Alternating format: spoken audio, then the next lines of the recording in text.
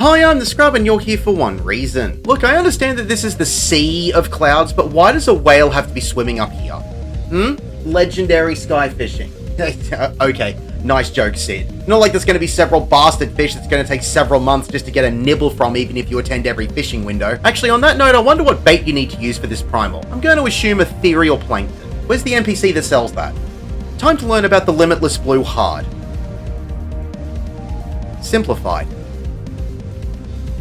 Take note of the two bars in the duty information list. One is Bismarck's vitality, you can ignore this one. The other is island integrity. If island integrity reaches 0, the island you are standing on will be destroyed, you will fail the duty, meaning you'll have to start again. The fight will start when you run forward past the small generator in front of you. You won't actually be fighting Bismarck, but rather the adds that it summons. At times in the fight, Bismarck will cast the move Cetacean Rage. This is where it will slam into the island and damage the island's integrity. To combat this later on, you will need to use the generator to put up a shield which will reduce the damage to the island's integrity. If there's no shield up when Bismarck hits the island, you will become staggered and unable to move your character for several seconds.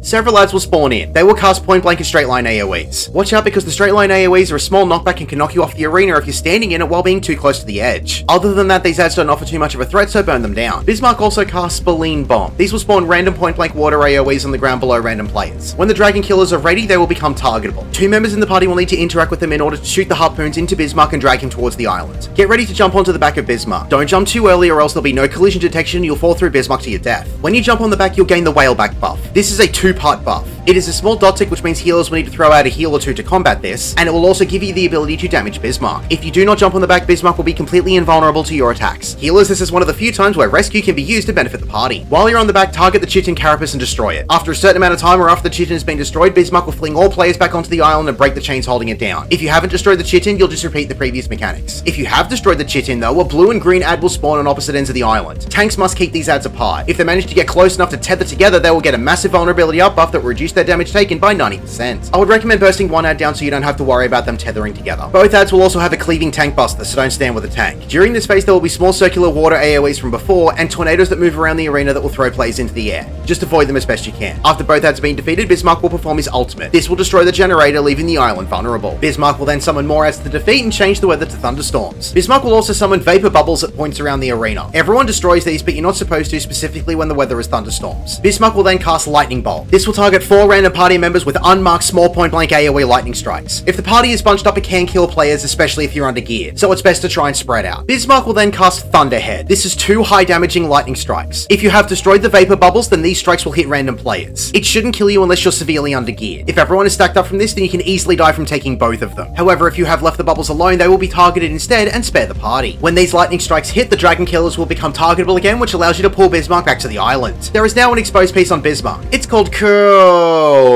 Never mind what it's called, just jump on his back and target this to destroy it. Melee DPS, use that limit break. This is normally where Duty Finder will finish the fight. Just in case you don't destroy it in time, here's the next phase. Bismarck will change the weather back to rain and still summon the vapor bubbles, but this time they will need to be destroyed. If you don't destroy them, they will grow in size and gain a damage up. Bismarck will then cast Primal Tears. This is a damaging hit to the middle of the island, which will give a minute-long vulnerability up debuff. To avoid this, just move away from the middle of the island. Shortly after this, the dragon killers will be able to be fired, and the fight can be easily finished from here. Congratulations, you have defeated Bismarck.